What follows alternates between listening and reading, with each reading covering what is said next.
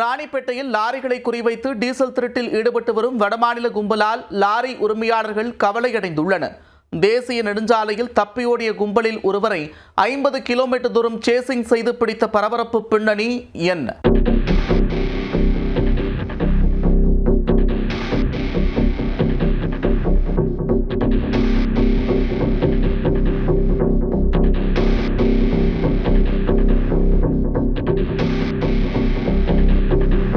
தேசிய நெடுஞ்சாலையில் நிறுத்தப்பட்டிருக்கும் லாரிகளில் பம்ப் வைத்து டீசல் திருட்டில் ஈடுபட்ட கும்பலிடம் இருந்து 20க்கும் மேற்பட்ட டீசல் கேன்கள் பறிமுதல் செய்யப்பட்டுள்ளன. தமிழ்நாட்டிற்குள் உலாவிய கும்பல் டீசலை திருடிக்கொண்டு வட மாநிலங்களில் கள்ளச்சந்தையில் வெற்று கல்லா கட்டி வந்துள்ளது. திருட்டு தொழிலில் ஈடுபட்ட வடமாநில இளைஞரை லாரி ஓட்டுநர்களை பிடித்து போலீசாரிடம் ஒப்படைத்துள்ளனர். நடந்தது என்ன?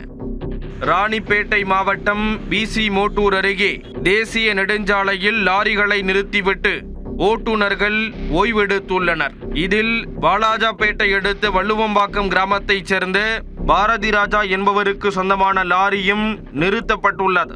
அப்போது மத்திய பிரதேச பதிவெண் கொண்ட லாரி ஒன்று அருகில் வந்து நிறுத்தப்பட்டுள்ளது. அதிலிருந்து இறங்கியவர்கள் சந்தேகத்திற்கிடமளிக்கும் வகையில் சிறிது நேரம் நின்றுவிட்டு புறப்பட்டு சென்றுள்ளனர்.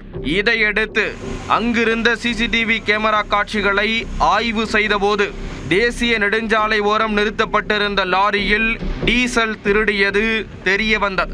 உடனே அங்கிருந்தவர்கள் காரில் அந்த லாரியை பின்தொடர்ந்துள்ளனர். 50 கிலோமீட்டர் தூரம் சேசிங் செய்தவர்கள் வேலூர் அடுத்த விண்ணம்பள்ளி கிராமத்தில் வைத்து மடக்கி பிடித்துள்ளனர். உடனே லாரியில் இருந்த 3 பேரில் 2 எகிரி குதித்து தப்பி ஓடி உள்ளனர். 28 வயதான சந்தீப் யாதவ் என்பவர் மட்டும் கையும் களவுமாக சிக்கியுள்ளார். பின்னர் அவரை அடித்து உதைத்து பிசி மோட்டூர் அடைத்து வந்த லாரி உரிமையாளர் உள்ளிட்டோர் போலீசாரிடம் ஒப்படைத்தனர். அப்போது வடமாநில லாரியை பரிசோதனை செய்ததில் அரிவாள் உள்ளிட்ட ஆயுதங்கள், டீசலை உறிஞ்சும் பம்ப் உள்ளிட்டவை இருந்தது தெரிய வந்தது. மேலும் லாரியில் இருந்த 40 கேன்களில் 20 கேன்களில் திருட்டு டீசல் இருந்ததும் அம்பலமானது. பின்னர் லாரியுடன் திருட்டு டீசல் கேன்களையும் போலீசார் பறிமுதல் செய்தனர்.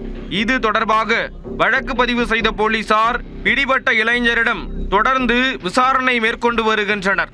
அத்துடன் தப்பி ஓடியவர்களை பிடிக்கவும், இவர்கள் எங்கிருந்து வந்தார்கள், டீசல் திருட்டுக்கு பின்னணியில் வேறு ஏதேனும் கும்பலுக்கு தொடர்பு உள்ளதா என்ற கோணங்களில் விசாரணையை தீவிரப்படுத்தியுள்ளனர்.